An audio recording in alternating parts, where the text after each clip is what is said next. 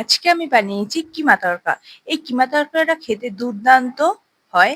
আর seriously বলছি রুটি, লুচির সাথে খুবই ভাল লাগে। পরোটার সাথেও তোমরা খেতে পারো। চলো দেখে নিই কিভাবে বানিয়েছি এই কিমা তড়কা। প্রথমে একটা কড়াইতে সর্ষের তেল নিয়েছি পরিমাণ মতো, জিরে আর গোটা গরম মসলা ফোড়ন দিয়ে নিয়েছি। এখানে কুচানো স্লাইস করা পেঁয়াজ দিয়ে নিয়েছি ২ টো।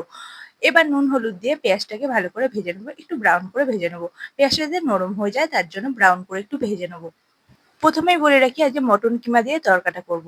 এবার আদা, রসুন, লঙ্কা, টমেটো পেস্ট দিয়ে দেবো ২ চামচ মতো। এবার এটা দিয়ে ভালো করে নাড়িয়ে নেবো। এখানে মটনের চর্বি আর মটনের কিমা আমি দিয়ে নিয়ে এই পেঁয়াজটার সাথে ভালো করে কষিয়ে নেবো।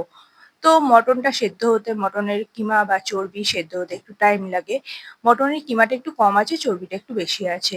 তো আমি ভালো করে কষিয়ে নেবো কড়াতেই।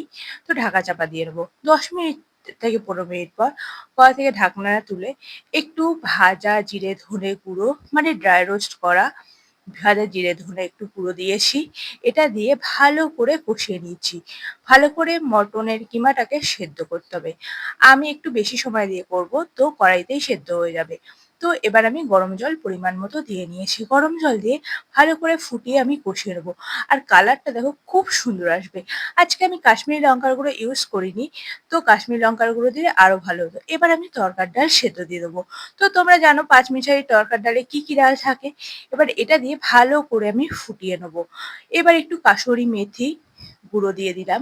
কাসুরি মেথি গুঁড়ো দিয়ে দেওয়ার পর আমি একটু গরম মসলা দিয়ে দিলাম। আর দিয়ে দেবো তড়কা মসলা।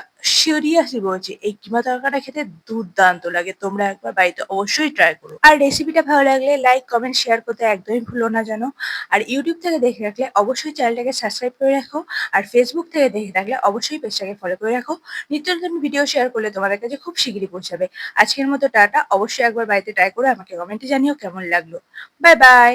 Take care. নেক্সট ব্লগে দেখা হচ্ছে খুব শিগগিরই। ততক্ষণে ভালো থেকো, সুস্থ থেকো।